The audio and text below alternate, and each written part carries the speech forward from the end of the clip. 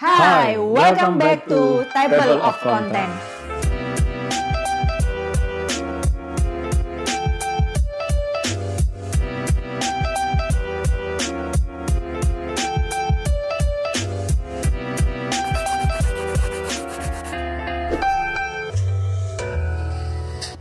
Masih di series yang sama, yaitu Family Crash Effect. Bagaimana, apakah Anda sudah menonton episode-episode sebelumnya? Kalau belum, jangan lupa untuk segera menonton. Jangan lupa juga Bapak Ibu Saudara bisa like, share, dan komen YouTube PS Lanitan, juga subscribe, dan jangan lupa nyalakan lonceng notifikasinya. Hari ini kita akan bahas episode Kembali Single dengan Tanggung Jawab. Menjadi single itu ada banyak faktor kembali singlenya, karena pastinya yang pertama mungkin karena ditinggal mati oleh pasangan. Tapi yang kedua juga mungkin karena ada pasangan-pasangan yang memutuskan untuk berpisah. Sekalipun di dalam kebenaran Alkitab kita nggak boleh berpisah. Tapi ada orang-orang mungkin karena banyak faktor terjadi, mereka akhirnya nggak tahan dan memutuskan untuk berpisah.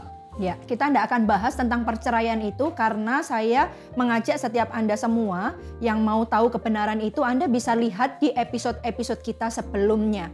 Hari ini kita akan bahas dampak apa saja yang dialami baik pria maupun wanita ketika mereka berpisah satu dengan yang lain. Kira-kira apa? Ya, tentunya kalau menjadi single, pastinya kan kalau tadi kan bicara berpisah, tapi kan banyak faktor orang menjadi single kembali. Yang pertama ya karena pastinya ditinggal mati oleh pasangan. Atau yang tadi dikatakan karena mungkin mereka memutuskan untuk berpisah. Yang pertama pasti akan timbul pengalaman traumatis. Ya kan, apalagi kalau dalam kematian tiba-tiba pasangannya meninggal mendadak segala macam, itu traumatis karena tidak ada orang yang siap untuk hidup sendirian. Karena biasanya bersama-sama, biasanya berdua, tiba-tiba akhirnya berpisah. Atau mungkin kalau yang satu sisi yang ini mereka memutuskan berpisah, artinya keputusan mereka, tapi tetap akan menimbulkan traumatis juga. Apa traumatisnya? Pastinya ya mereka pasti ada hal-hal yang diingat, kebencian, pertengkaran di waktu itu, dan itu menjadi traumatis dalam kehidupan mereka berikutnya, seperti itu. Sakit hati, benci, bahkan mungkin bisa dendam ya. Lalu juga dampaknya kepada ekonomi ya. Dulu yang mungkin ketika belum berpisah, ekonomi bisa ditanggung berdua, ada penghasilan berdua mungkin ya. Tapi ketika berpisah, mau tidak mau penghasilannya tinggal setengah gitu ya. Itu kalau sama-sama bekerja, belum lagi kalau misalnya tidak bekerja. Iya, tidak bekerja, terutama pihak wanita. Misalnya dia adalah ibu rumah tangga. Ketika mengalami perpisahan atau ditinggal mati pasangan, maka tiba-tiba dia harus menghadapi ekonomi keluarga. Semua beban ekonomi keluarga ada di pundaknya. Jadi mau tidak mau, yang semula dia tidak bekerja, dia harus cari mata pencarian. Dia harus bekerja. Atau mungkin kalau itu mungkin usaha suami ikut orang. Tapi kalau suami mungkin punya bisnis sendiri gitu ya, dia mau tidak mau harus belajar, paling tidak tahu gitu ya apa yang menjadi bisnis dari pasangannya. Iya. Dan tentunya kalau bicara tentang mengganggu pekerjaan juga pasti bisa ya, mengganggu konsentrasi yang ada.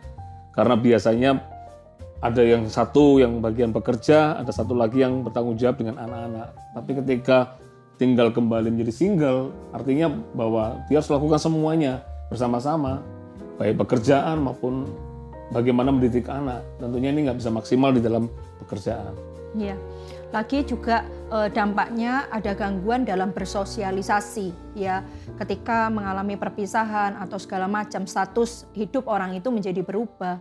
Ada orang-orang tertentu yang dia menutup diri ya, mungkin malu atau apa gitu ya. Jadi dia menutup diri dari sosialisasi di luar sana.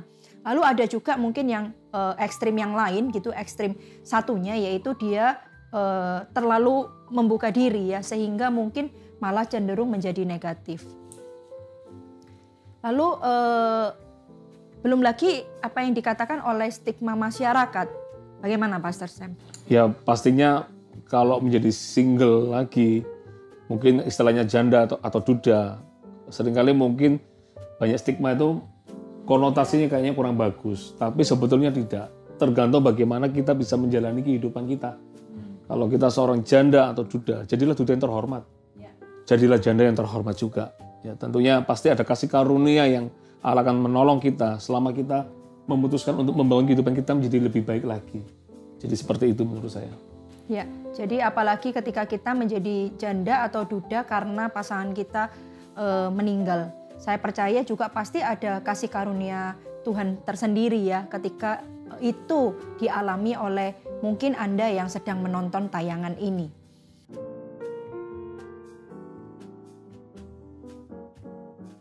Menurut saya bergantung dari bagaimana orang tersebut membangun kehidupannya. Ya kan, stigma akan menjadi sebuah stigma saja, tapi toh akhirnya orang melihat pada hasil akhir dari kehidupan orang tersebut.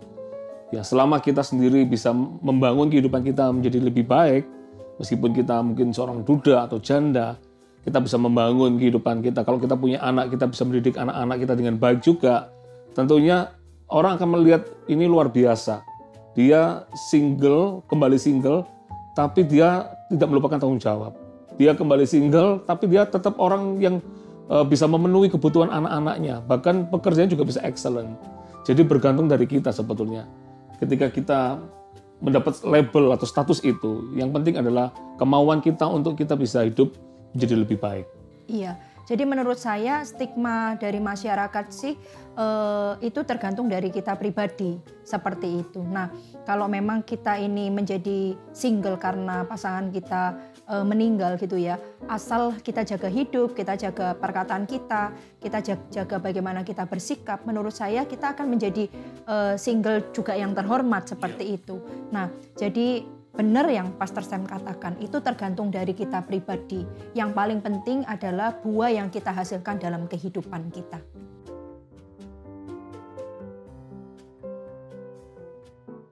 Ya tentunya kita percaya bahwa semua perpisahan itu bukan kehendak Tuhan. Karena di firman Tuhan sendiri dikatakan bahwa Allah tidak menghendaki perceraian.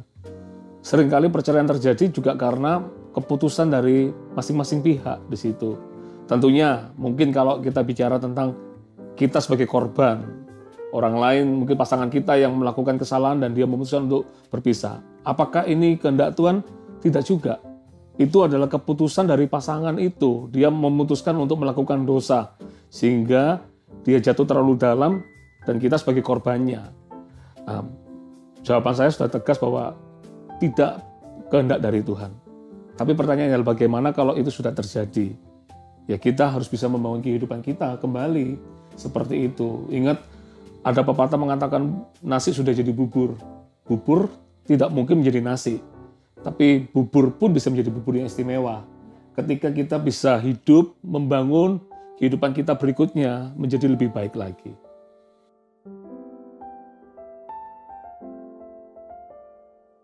Menurut saya jangan melabeli diri itu gagal.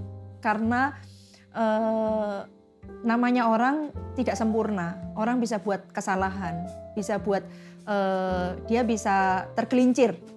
Tapi jangan melabeli diri Anda gagal gitu. Ketika Anda mungkin hari ini sudah terlanjur berpisah gitu ya. Lalu apa yang dilakukan? Ya sudah bangkit lagi. Bangun hidup kembali, tata hidup kembali. Jangan ada perasaan gagal. Karena perasaan gagal sekalipun tidak bicara tentang perceraian atau ditinggal pasangan, berpisah gitu ya. Perasaan gagal apapun itu selalu mengakibatkan dampak negatif dalam kehidupan kita. Membuat kita tidak bisa maksimal, mencuri banyak berkat yang seharusnya itu menjadi berkat atau rancangan indah yang Tuhan sediakan dalam kehidupan kita. Kita tidak bisa menerimanya karena perasaan gagal itu. Kalau saya boleh katakan, ya sudah terjadi. Ya sudah, apa yang harus dilakukan sekarang? Jangan memukul diri, jangan mengasihani diri. Tetapi mulai bangkit, tata hidup kembali, dan mulai berkarya kembali.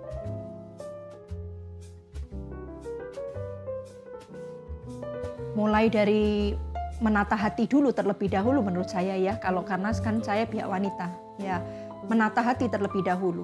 Karena firman Tuhan katakan, jagalah hatimu dengan segala kewaspadaan. Karena dari situlah terpancar kehidupan. Kehidupan kita itu selalu dimulai dari hati kita. Karena itu hati kita harus ditata terlebih dahulu. Kalau memang kita adalah korban, hendaklah ini, sekalipun berat, tetapi ini firman Tuhan. Lepaskanlah pengampunan. Berikan pengampunan kepada pasangan Anda. Jangan ada benci, jangan ada dengki, jangan ada bahkan dendam, ya sakit hati. kita lepaskan itu semua. Biar kita terbebas dari ikatan yang demikian. Karena orang pahit, orang kecewa itu sudah tidak ada bagusnya dalam kehidupan kita. Kita tidak bisa mendekat sama Tuhan, doa kita terhalang, belum lagi kesehatan kita bisa terganggu. Jadi saya rasa yang paling basic yang harus kita tata itu dimulai dari hati kita. Jadi ketika hati ditata, mulai hidup kita akan tertata. Hidup kita bicara tentang ya mungkin ekonomi mulai ditata lah ya.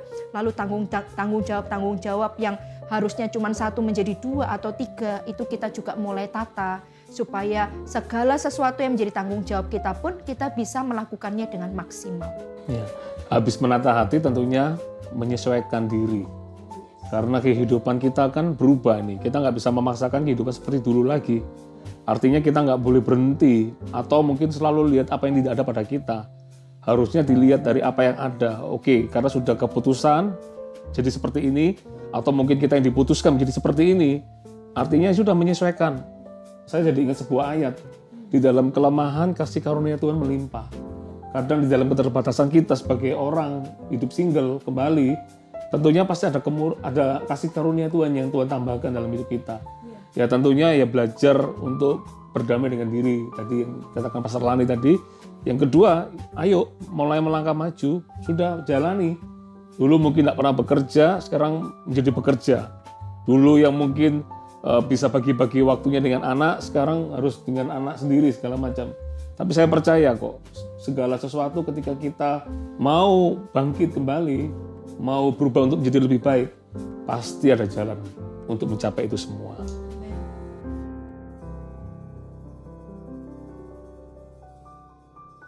Tentunya kalau bicara single karena ditinggal mati oleh pasangan, maka orang tersebut boleh menikah kembali, karena itu nggak dilarang juga.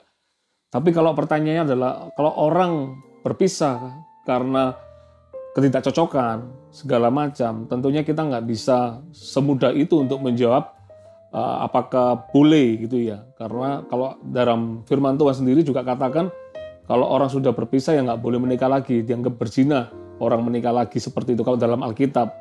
Tapi tentunya pasti gereja ada pertimbangan-pertimbangan, akan dilihat dari case per case yang ada segala macam. Nggak bisa dijawab itu segala macam. Karena tidak menutup kemungkinan ada orang-orang yang dia berpisah. Selalu alasannya tidak cocok. Selalu alasannya, ya karena saya dulu salah memilih dia segala macam. Padahal dia adalah orang yang selalu suka berpindah-pindah pasangan segala macam. Nah, itu pasti menurut saya dia perlu minta ampun di hadapan Tuhan. Dan berhenti dari setiap perbuatan-perbuatan yang tidak berkenan di hadapan Tuhan. Jadi menurut saya itu. Jadi kalau Anda mungkin di dalam case apa yang kita bagikan ini dan Anda sedang mengalami dan Anda bingung untuk menemukan jawaban, saran saya adalah datanglah ke gereja, cari pemimpin rohani dan Anda bisa minta nasihat di sana untuk Anda bisa dibangun kembali kehidupan Anda supaya Anda tidak melakukan hal yang salah. Ada orang yang juga dia sudah melakukan kesalahan di masa lalu, tapi dia ketika hidup berikutnya, dia juga mengulangi kesalahan yang sama. Jadi saran saya adalah Anda cari pemimpin rohani untuk Anda bisa diarahkan dan dibimbing lebih lagi.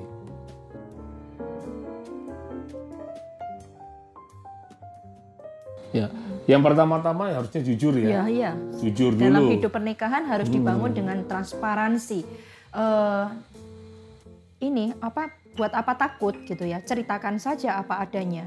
Kalau kalau orang itu bisa menerima Anda apa adanya, menurut saya itu malah poin lebih gitu ya. Jadi ceritakan aja apa yang terjadi, kondisi yang terjadi, dan ketika bisa menerima satu dengan yang lain itu menjadi poin lebih.